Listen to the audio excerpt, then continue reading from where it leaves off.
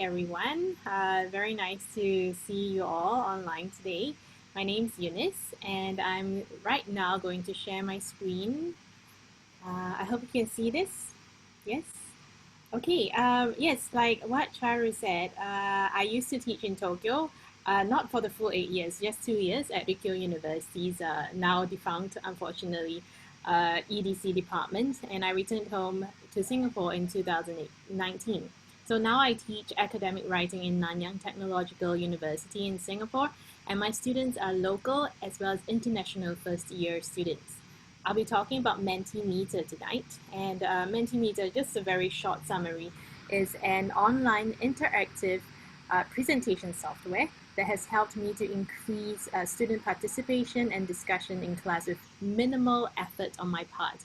So that's very important. It's minimal effort on my part. So let's try this together, okay, to give you a feel of what Mentimeter is like. Okay, here we go. Can you please go to menti.com if you can, using either your cell phones or your computer, just open up a browser and type in menti.com. Please use the code 7469 17 and 8. Okay, and I would like you to tell me what is one word that best describes your week so far? Busy. Yes.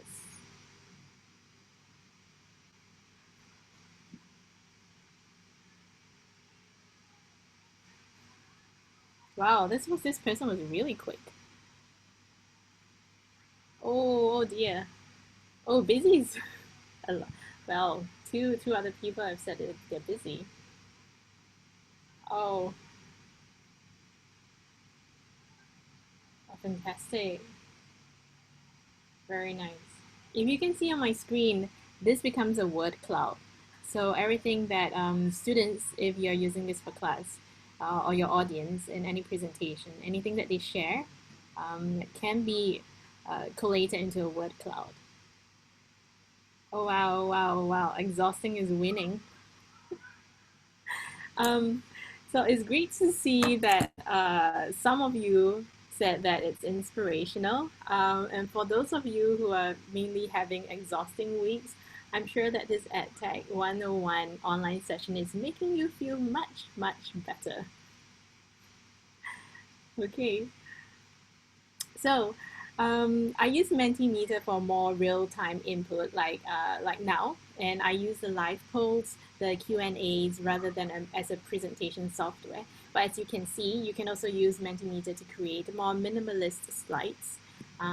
Free accounts only allow for 2 opportunities per presentation to gather real-time input. So if you're the type of educator who likes to obsessively check for understanding throughout the lesson, you might want to consider paying the $10 a month for access to more features. So why do I use Mentimeter in my classroom? I have to tell you about my EdTech principles, and I used to use EdTech religiously in my classes, but after studying its uses and abuses in an MA TESOL course where I specialized in educational technology, I now try to use EdTech more ecologically. This means that I look at the learning environment, the task and student needs, and then choose the EdTech to best support learning in the classroom. So, for example, if the technology increases the mental processes and the social interactions, like what you guys are doing also now by liking this slide,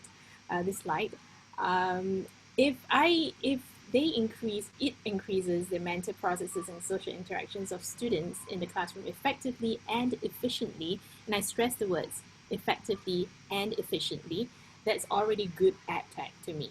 So for example, if the EdTech ensures that every student gets to contribute responses to learning material easily, or lets me elicit answers without putting students on the spot, or help students to collaborate to create knowledge, I would say Mentimeter, or name of EdTech, I choose you and I will use you.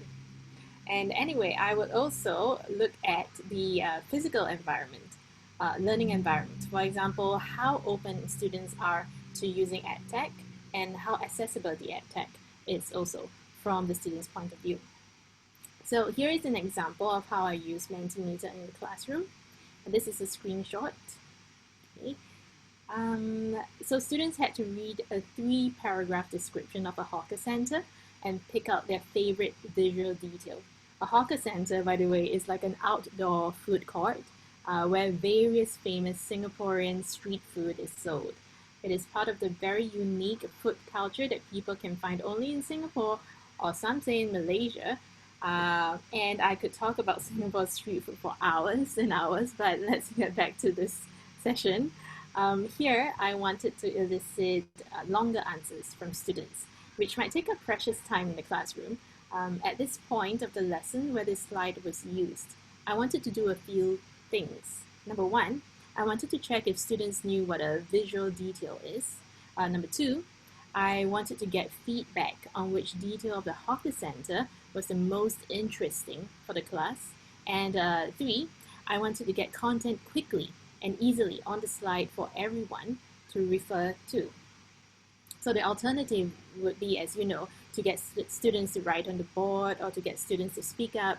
And as I'm sure most of us have all likely experienced before, that can be extremely frustrating. Like you might not even have enough markers for each student to write on the board, or like chalk pieces, or maybe your students just don't feel like speaking that day.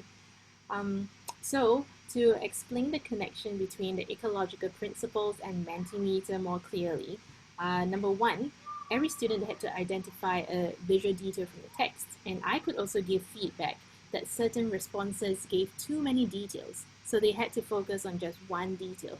And these are the mental processes that are activated for them. That's where learning takes place. Number two, students could also pick up the common details after looking at all the responses that came up on the slide. And they could also talk in groups about why those details stood out to people, increasing the knowledge creation, which is also a mental process, through social interaction. And number three, every student in my class has either a Wi-Fi connected smartphone or a laptop with them during class, so it is easy for them to access Mentimeter. And to sum up, what Mentimeter does is to offer teachers a quick and easy way to spark discussion and get all students to participate in learning. It's really easy to use, and I'll be really happy to connect with you after tonight's presentations to talk more about the use of Mentimeter or any other live polling online software. Thank you for listening.